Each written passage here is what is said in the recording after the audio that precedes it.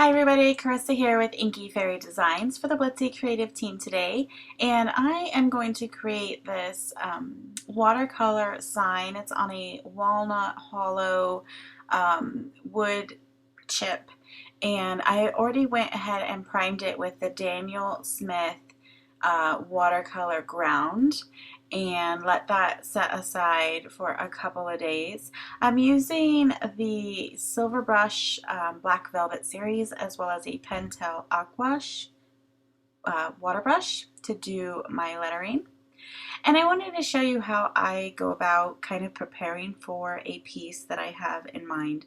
So I have this moleskin watercolor journal, and it's very inexpensive watercolor paper. It's not my favorite watercolor paper, but it's a great place to kind of put down my ideas and also do my practicing beforehand or my warm-ups, because anytime that I'm going into a watercolor piece I need to warm up, because it may have been days or even weeks since the last time I watercolored, and I really just need to put down the ideas that I have and kind of remind myself, remind my hand and everything of the strokes that I like to use when I'm watercoloring. So that's what I'm doing. And then, so the first page, I went and I was just playing. I was just warming up. I lettered this phrase. I kind of did some rough flowers. I'm really just warming up on that page. Then I turned the page and I had more of a clear idea of what I wanted to put on this wood piece, and I kind of laid it out.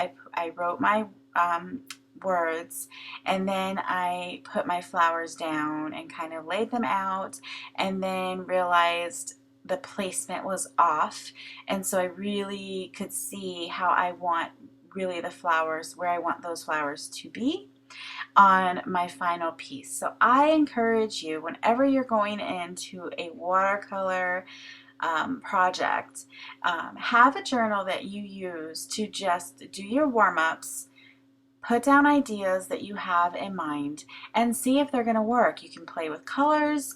On those flowers, I was kind of mixing different colors together.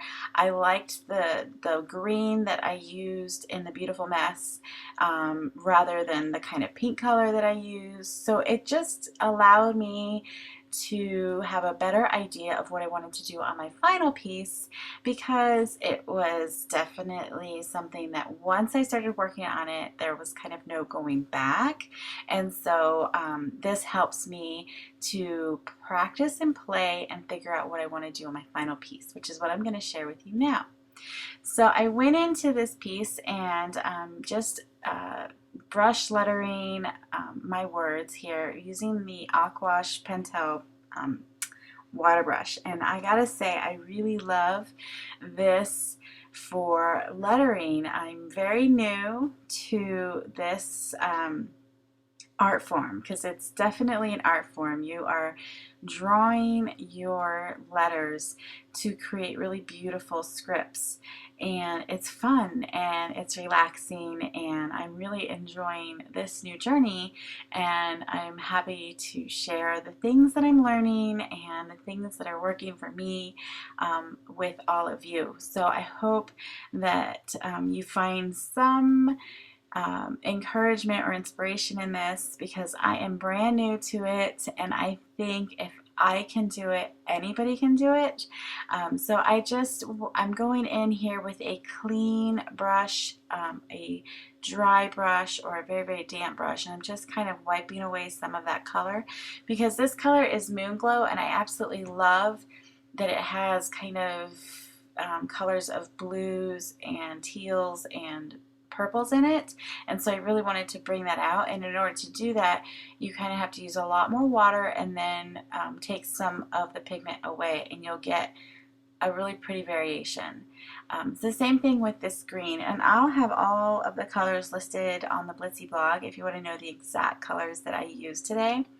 And so I'm going in, and again, I'll write it out first and then I'll touch it up I added a little bit of a turquoise blue to the bottom just to give it some more variation.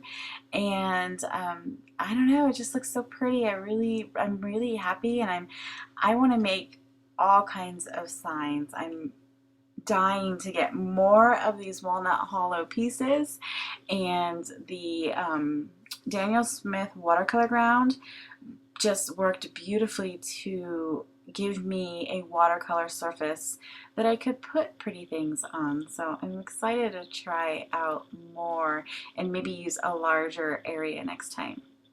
So now that has dried, and I am going to come in and add some flowers. So I knew I wanted to add 3 of the yellow flowers, kind of above to the left of beautiful, and then on the bottom next to the M, and then on the other side where there's kind of a larger blank area.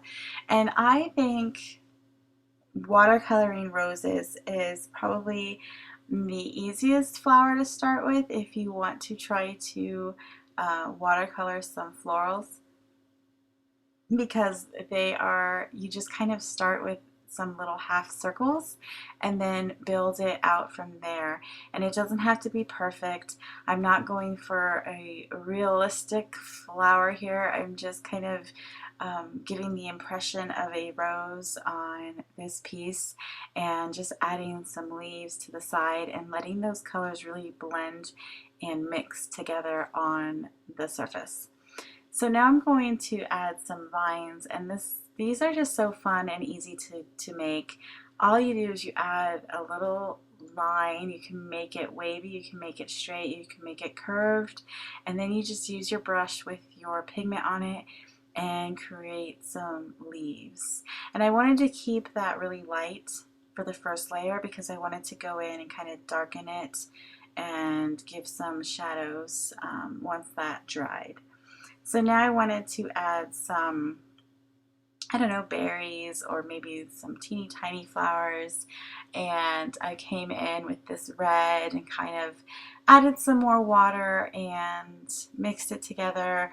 And then I thought that the red was a little bit too stark of a contrast, so I'm going to come in, I'm going to put some indigo into that red, and it'll mix and just create kind of a new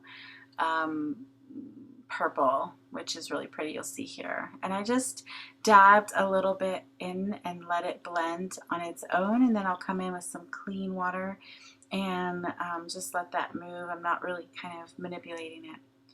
I'm going to take some of a darker yellow and add some shadows to my flowers, and also I love this titanium buff, and I'm just adding that in to create some more highlights on it. And that's about it. I'm going to come in and add some dots just to fill in some of the white areas. Oh, here I am coming in with that dark, same color blue, but a more concentrated amount on my brush.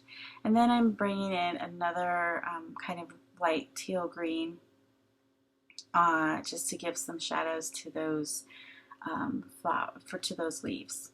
Now I'm coming in and adding some of those dots that I mentioned earlier to just fill in some of that white space and bring in that moon glow around, because I had the green from that I used on the letters, but I didn't have that purple anywhere else, so I wanted to kind of bring that in and tie it all together. And that's pretty much it. It is so pretty, and it was so fun to make, and I hope I gave you some ideas on how my process goes. And I don't want people to think that I just go into a piece and bam, it's there, because that's not usually how it is when I'm watercoloring.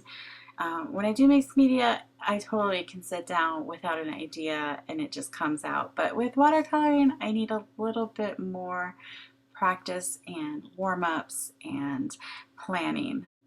So I hope that encourages you to practice, practice, practice, and create fun, beautiful watercolor pieces like this one.